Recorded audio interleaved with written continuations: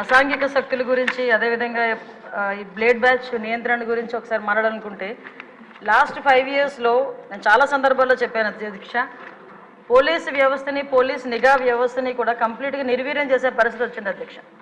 ఎందుకు ఈ మాట చెప్తున్నానంటే లాస్ట్ 5 ఇయర్స్లోని కూడా అప్పుడు ముఖ్యమంత్రి జగన్మోహన్ రెడ్డి రోడ్డు మీదకి వస్తే పరదాలు కట్టడానికో బారికేడ్లు వేయడానికో లేకపోతే హౌస్ అరెస్టులు చేయడానికో వీటి మీద పెట్టిన దృష్టి అసాంఘిక శక్తుల్ని పట్టుకుందామని కానీ నేరస్తులు పట్టుకుందామని కానీ వాటిని పట్టుకునేడానికి ఉన్న సిస్టమ్ని కనీసం వాళ్ళు తిరిగి పునరుద్ధరించుకోవాలనే తపన కూడా లేకుండా మొత్తాన్ని నిర్వీర్యం చేసిన పరిస్థితి వచ్చింది అధ్యక్ష. దాని పర్యవేక్షణలో భాగంగానే ఈ 5 సంవత్సరాల్లోని కూడా ఇంచుమించుగా మనం ఒకసారి కంపేర్ చేసుకుంటే బిఫోర్ 2014 మనకి టోటల్ కేసెస్ ఈ బ్లేడ్ బ్యాచ్కి సంబంధించి ఈస్ట్ గోదావరిలోనే ఒక ఈస్ట్ గోదావరిలో చూసుకుంటే 133 ఉంటే 2014-19 అదేవిధంగా కంపారిజన్ 2014-19కి ఒక 400 ఉన్నాయి అధ్యక్ష. 2019-24లో ఒకసారి మనం చూసుకుంటే అధ్యక్ష దగ్గర కేసెస్ అవన్నీ కూడా దగ్గర డబుల్ అయిన పరిస్థితి అధ్యక్ష. వీళ్ళ మీద ఎన్ని పీడీ యాక్ట్లు పెట్టినా ఒక ఈస్ట్ గోదావరిలోనే ఇంచుమించుగా 500 వరకు కేసెస్ నమోదు బ్లేడ్ బ్యాచ్ని ఐడెంటిఫికేషన్ చేయడం అధ్యక్ష. వీళ్ళే కాకుండా మనకి రాజమండ్రి అదేవిధంగా ఎన్టీఆర్ డిస్ట్రిక్ట్లోనే ఎక్కువ ఈ బ్లేడ్ బ్యాచ్ అనేది ఎక్కువగా ఐడెంటిఫికేషన్ అయి ఉంటుంది. వాళ్ళు ఇంచుమించుగా దగ్గర రెండు కలిపి ఈ మొన్న 2019-24లో దగ్గర 825 మందిని ఐడెంటిఫికేషన్ చేయడం జరిగింది అధ్యక్ష. ఐడెంటిఫై చేయడం ఒక ఎత్తు అయితే వీళ్ళు నియంత్రించే సిస్టమ్ అయితే పోలీస్ డిపార్ట్మెంట్లో లాస్ట్ 5 సంవత్సరాలు లేదు అధ్యక్ష. ఎందుకు ఈ మాట చెప్తున్నానంటే దగ్గర 15,000 సీసీ కెమెరాలు 2014-19 వరకు టీడీపీ హయాంలో పెడితే ఒక్క సీసీ కెమెరాని పెట్టకపోవడం సరికదా ఉన్న సీసీ కెమెరాలను కూడా పునరుద్ధరించుకోకపోవడం అనేది నిజంగా ఒక సిగ్గుచేడు అధ్యక్ష. ఎందుకంటే అంటే మీలాంటి వాళ్ళు పెట్టేటప్పుడు సీసీ కెమెరాలు బాగా పనిచేస్తాయి సార్.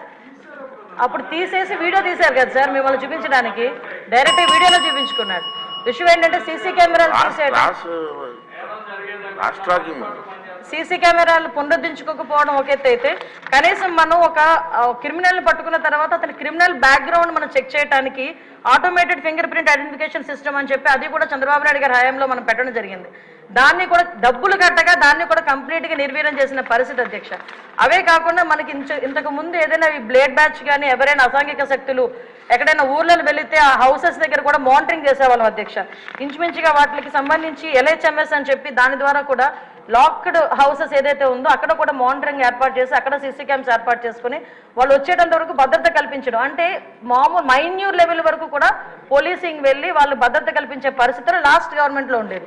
ఈ గవర్నమెంట్ ఎప్పుడైతే నిర్వీర్యం చేసిందో పోలీసు వ్యవస్థని మీరు అన్నట్టుగా మొత్తం అరాచక శక్తులు అసాంఘిక శక్తులు అరాచక శక్తులు అంటే ఇందాక మేడం గౌరవ ఎమ్మెల్యే గారు చెప్పినట్టు ఎవరో బ్లేడ్ బ్యాచ్ అనో ఇంతకుముందు ఎక్కడి నుంచో వచ్చారు, పై దేశాల నుంచి వచ్చారు, పై రాష్ట్రాల నుంచి వచ్చారు, బీహార్ బ్యాచ్ అక్కడ బ్యాచ్ ఇక్కడ బ్యాచ్ అనుకునే వాళ్ళు. ఇప్పుడు అలా కాదు, అది ఆ బ్యాచ్ ఈ బ్యాచ్ కాదు, వైసీపీ బ్యాచ్ అన్నట్టుగా అసాంఘిక శక్తులు ఎక్కువగా అయిపోయి ఈరోజు కనీసం రాముల్లో గుడికి భద్రత లేదు, బడికి భద్రత లేకుండా అయిపోయింది అధ్యక్ష. లాస్ట్ 5 సంవత్సరాలు కూడా బడిలోనున్న అక్కడికి వెళ్ళి అసాంఘిక కార్యకలాపాలు, ఈవెన్ ఒక రోజు స్కూల్ లాక్ చేసి ఉంటే అక్కడికి వెళ్తే సోమవారం మార్నింగ్ అక్కడికి స్కూల్ ఓపెన్ చేస్తే బీరు బాటిళ్ళు అక్కడ కైనీ ప్యాకెట్లు అవి కనిపించే పరిస్థితి. అలా అదేవిధంగా గుడిలోకి వెళ్తే గుడి విగ్రహాలను ఎత్తుకుపోయే పరిస్థితి లాస్ట్ 5 సంవత్సరాలు చూసాం అధ్యక్ష. ఒకటి అధ్యక్ష, ఈరోజు ఈ గంజాయి గురించి చెప్పారు అధ్యక్ష. ఈ గంజా లాస్ట్ 5 ఇయర్స్లో కూడా కంప్లీట్గా వదిలేశారు అధ్యక్ష. ఎంత దారుణంగా వదిలేశారంటే అంటే ఈ ఇష్యూ ఇక్కడ కూడా ప్రస్తావించాలి కాబట్టి చెప్తున్నా. ఎక్సైజ్ డిపార్ట్మెంట్కి ఇంతకుముందు ఒక పవర్ ఉండేది అధ్యక్ష.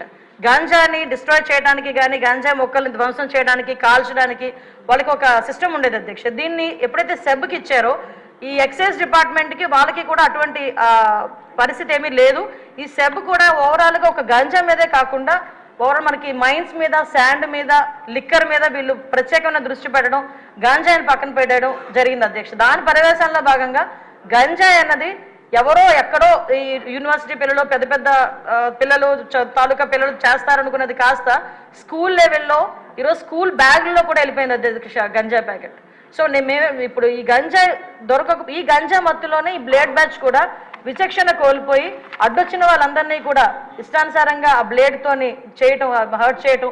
అందులో భాగంగా ఇందాక గౌరవ సభ్యులు చెప్పినట్టుగా మన ఎలక్షన్ క్యాన్వాసింగ్లో భాగంగా పవన్ కళ్యాణ్ గారు వెళ్ళేటప్పుడు పవన్ కళ్యాణ్ గారి మీద కూడా దాడి చేయటం బ్లేడ్ బ్యాచ్. అంటే వాళ్ళకు ఒక విచక్షణ కోల్పోయి ఇలాంటి వాళ్ళని హైయర్ చేసుకుంటారు అధ్యక్ష. కొన్ని రాజకీయ పార్టీలు అసాంఘిక శక్తుల్ని ఇలాంటి వాళ్ళని హైయర్ చేసుకుని గుంపుల్లో పంపించి కూడా ఇలాంటి పనులు కూడా చేస్తున్నారు అధ్యక్ష. వీళ్ళకి గంజాయి దొరకకపోతే వైట్నర్ స్మెల్ గట్టిగా తీసి దాంతో కూడా వాళ్ళు మద్దతు తెచ్చుకొని వాళ్ళు ఇలాంటి అసాంఘిక కార్యకలాపాలు అంటే అసాంఘిక కార్యకలాపాలు ఈజీ మనీ గురించి పిల్లలు పాడైపోతున్నారు, పిల్లలు దానికి అడిక్ట్ అయిపోతున్నారు అన్న విషయం అయితే మా దృష్టికి వచ్చింది అధ్యక్ష. దీని మీద నార్కోటిక్ టాస్క్ ఫోర్స్ మొన్ననే క్యాబినెట్ సబ్ కమిటీ కూడా ఏర్పాటు చేయడం జరిగింది. గాంజా గురించి ఎడ్యుకేషన్ డిపార్ట్మెంట్, మన అదేవిధంగా home department, tribal welfare department, excise department, health డిపార్ట్మెంట్తో కలిపి ఒక సబ్ కమిటీ కూడా ఏర్పాటు చేయడం జరిగింది. నార్కోటిక్ టాస్క్ ఫోర్స్ కూడా ఒక అతి తొందరలో క్యాబినెట్ కూడా ఆమోదం పొందిన తర్వాత narcotic task force with special ఆఫీసర్స్తో పాటు ఏర్పాటు చేయడం జరుగుతుంది. వీటితో పాటు ఒక టోల్ ఫ్రీ నెంబర్ కూడా ఇస్తున్నాం. గాంజాకి ఎస్పెషల్లీ గాంజా పర్పస్లో ఒక టోల్ ఫ్రీ నెంబర్ కూడా ఏర్పాటు చేయడం జరుగుతుంది. సో ఇవన్నీ ఒక ఎత్తు అయితే అధ్యక్ష. ఈరోజు నేను మళ్ళీ చెప్తున్నాను అధ్యక్ష, ఈ సీసీ క్యామ్స్ పునరుద్ధరించుకొని ఏదైతే టెక్నాలజీని యూజ్ చేసుకొని రాబోయే కాలంలో ఎట్టి పరిస్థితుల్లోని అసాంఘిక కార్యక్రమాలు చేయడానికి ఆలోచన కూడా రాకుండా చేయడానికి ఒక ఉక్కుపాదం మోపడానికి పోలీసు వ్యవస్థ, హోంశాఖ కూడా సిద్ధంగా ఉందని, దానికి గౌరవ చంద్రబాబు నాయుడు గారు కానీ, పవన్ కళ్యాణ్ గారు కానీ అందరూ కూడా మాకు సహకరిస్తున్నారని చెప్తూ సెలవు తీసుకుంటున్నాను అధ్యక్ష.